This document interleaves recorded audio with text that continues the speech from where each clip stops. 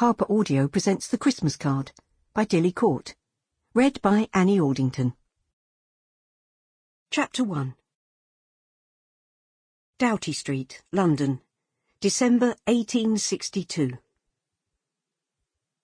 The grandfather clock wobbled dangerously, its pendulum swinging to and fro in a carillon of chimes as it toppled off the carter's wagon and hit the frosty cobblestones with a resounding crash.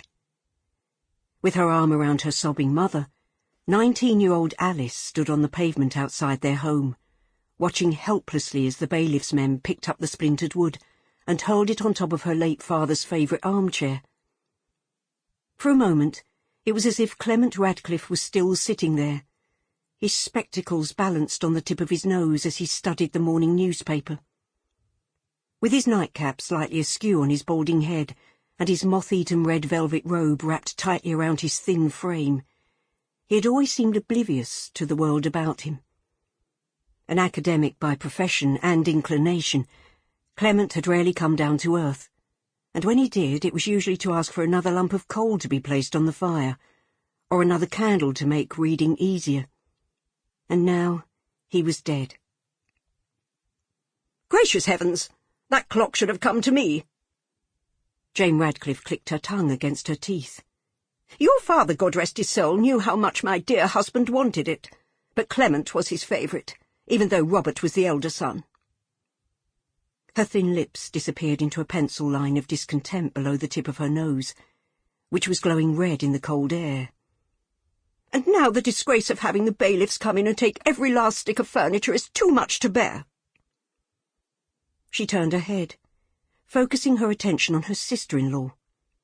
"You married an extremely selfish man, Beth. Your husband spent most of his time with his head in a book, instead of working to support his wife and child. My dear Robert always said his brother was a fool with money." Beth Radcliffe buried her face in her already sodden handkerchief, mumbling something unintelligible. Alice contained her anger with difficulty. In their precarious situation, it wasn't a good idea to antagonise Aunt Jane, who, despite her strong religious convictions, was notoriously judgmental and quick-tempered.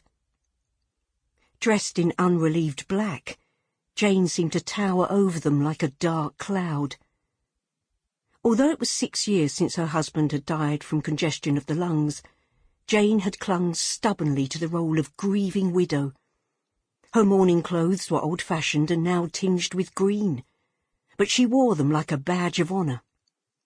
She shunned all forms of entertainment and spent more time in the Church of St. George the Martyr than she did in her own home. Jane Radcliffe was well known for her good works, but Alice suspected that her aunt's charity was handed out with as little warmth as the frozen River Thames during the famous Frost Fair. "As usual, it's left to me to pick up the pieces. My brother-in-law was a wastrel, and it's my Christian duty to take you both into my home." Jane folded her hands in front of her, raising her eyes to heaven as if she expected a divine being to acknowledge her good deed. "I would have treasured that clock." "I'm sorry," was all Alice could think of to say. It was just days until Christmas, and her whole life was disintegrating before her eyes. Although it was a shame to see the old clock smashed to bits, it was the least of her worries. With a feeling close to despair, she glanced up at the terraced house in Doughty Street, where she'd been born and raised.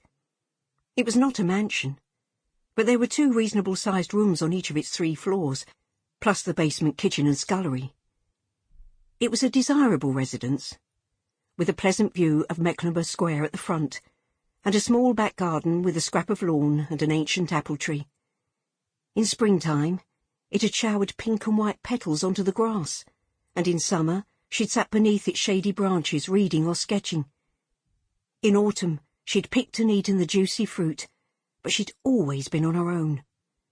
A shy girl and an only child, she had longed for the company of brothers and sisters, but her mother was delicate and suffered bouts of illness that laid her low for weeks, if not months. With only the servants for company, it had been a lonely life, but Alice had discovered early on that she had a talent for drawing and painting, and that had been her greatest pleasure.